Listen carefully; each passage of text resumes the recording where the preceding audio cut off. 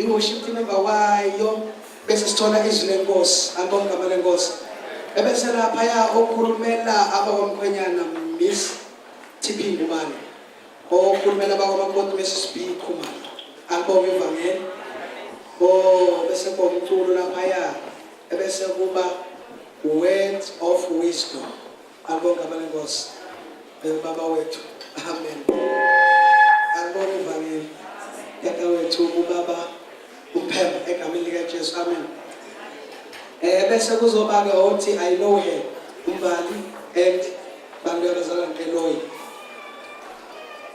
bese kuzoba uthi I know him usiyangubani bese ko music bese kuba okhulumela amabandla ke omabili bazalwane bami okhulumela God's will bese sithi Mlambo angibonga ivangeli okhulumela iNAC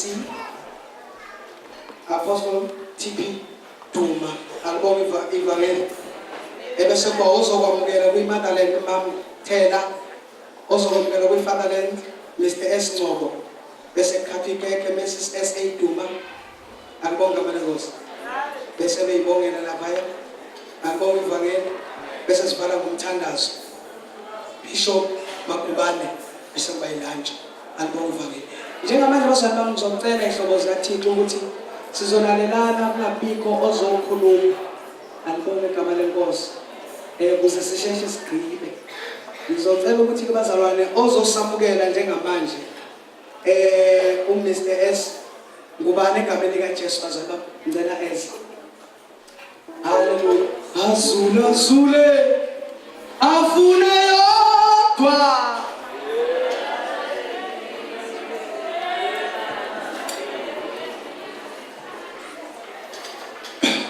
ngitholisela bazalwane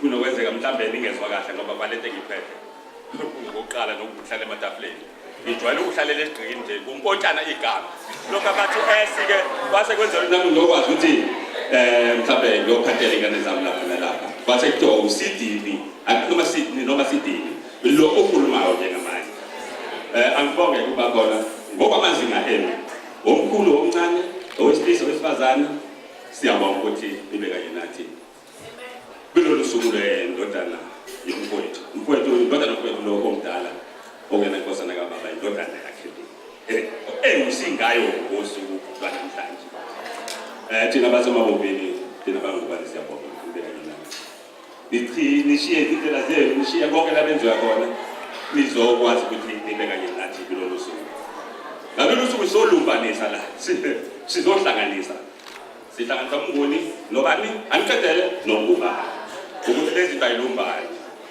ngokwami ngiyafisa ukuthi abakangubani kungathi indodana yabo uma ibeka kabi ngomakoti bese bebathi sayidini lendodana awu nabakamnguni manguni abanguni siyobani ngabazithakazelo zabo ngabe ngiyabathakazela indodakazi uma ifika ukubona inkinga akukho ngena inkinga khona abokwazi indodakazi ibeka kahle indodakazi lapha ake nginenzele isibonelo uma kunezingane ezincane ezimbili kuyadlala lapha kuyakhasa owakwayizali ingane uyekubona ingane nesixabana xabaneka kakhulu isixabane sishayana pho wena ucabanga kanjani ngaba khona umndeni ongena nkinga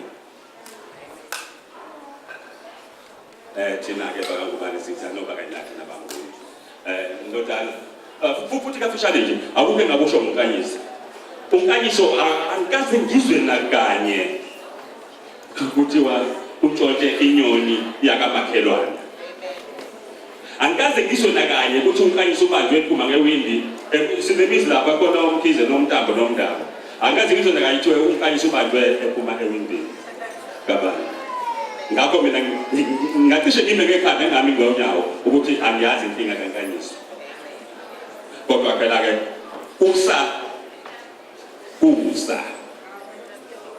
siyabonga thina basemabobini bengicela nje ke abasemabobini umama yini konke kwasemabobini noma ngabe khona kuyintsha okwasemabobini la ake kusukume nje kume ngokuphelezela umfowethu lokuzongisa umfowethu sukumani nje kungenene ungesabi ukuthi awugamile sukuma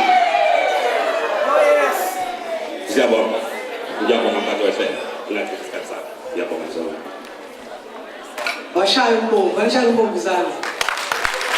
Shaya umbongo. Hallelujah. Bonita umbongo ufundile, ushaya yona ingqabulo ke. Fundile umbongo. Hallelujah. Hallelujah. So cela abazalwane ukuthi sinikeze incele inkosi umfundisi enze inkonzo yakhe egameni lika Jesu. Ngicela niboneka nalento enye i-mic bazalwane bami.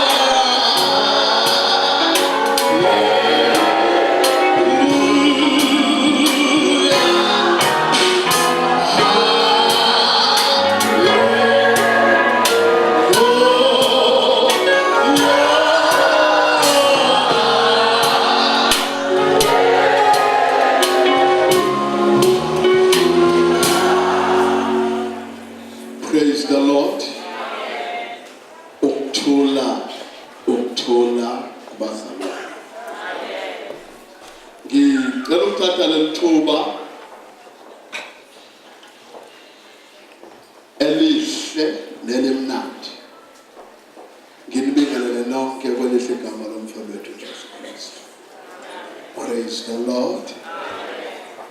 Ngiyabingelela bazalwane egameni lika Jesu Kristu. Oh amen. Bathohlelo ngiyabingelela ngeNkosi ngegama lika Jesu nabakade besidumisela. Okokuqala angibingelela imindeni esihlanganisela engicabanga ukuthi umndeni wakaNgobane nezihlobo zabo ngokunjalo nomndeni wakaMnguni nezihlobo zabo. Siyobingelela egameni lika Jesu Kristu waseNazaretha. Number 2, ngibingelela bonke onyawonke abakhona kule nkonzo. Cebo zenkosi lonke ugcobo la siyalibingelela egameni lika Jesu ngokubalula nangokubaza abayifew. Ngiyabingelela ubaba uMengameli ubaba uMagubane ngegama lika Jesu. Over there. Beno mama, praise the Lord. Mfundisi uMtuli siyabingelela ngeNkosi ngegama lika Jesu. No, mhlobo wami umfundisi uDuma siyambingelela naye ngegama lika Jesu. Bagcotshwa ngiyazi ukuthi nibaningi nikhona ngiyabingelela nonke. Praise the Lord. Amabandla okuyiwona amakhaya kamoya alabantwana asikhiphele bona siyabingelela. Qala ibandla iNew African Apostolic Mission Church siyayibingelela bandla lomfana lensizwa ngokunjalo ne-God's will siyayibingelela naye ngegama likaJesu. Bafowethu namnikeza kanti then osingabo mfowethu Kanyiso nabamphelekezelayo siyambingelela ngegama likaJesu nephume ngokunjalo neimpelesi zakhe in Jesus name siyabonga. Kafushane I won't be long nam elothatha nje imizuzu embalwa ngenze le nkonzo kuyiyona esizele buyele eceleni ngegama likaJesu. Number 1 ngeke ngasho ukuthi impilo yomuntu ophilayo nozophumelela imisela ukuthi ithole itifiketi ezo5. Uma ufile uzophumelela futhi uzohlonishwa ziba u550 itifiketi oyitholayo empilweni. Esokuqala kuba i-birth certificate lesi eninaso nonke. Esesibili kube i-baptism certificate obhabhadiswa esontweni uma usiyasithola. Esesithathu mase kuba i-trade certificate or i-secular certificate. Esesine mase kuba esobishado i-marriage certificate le esingayo la.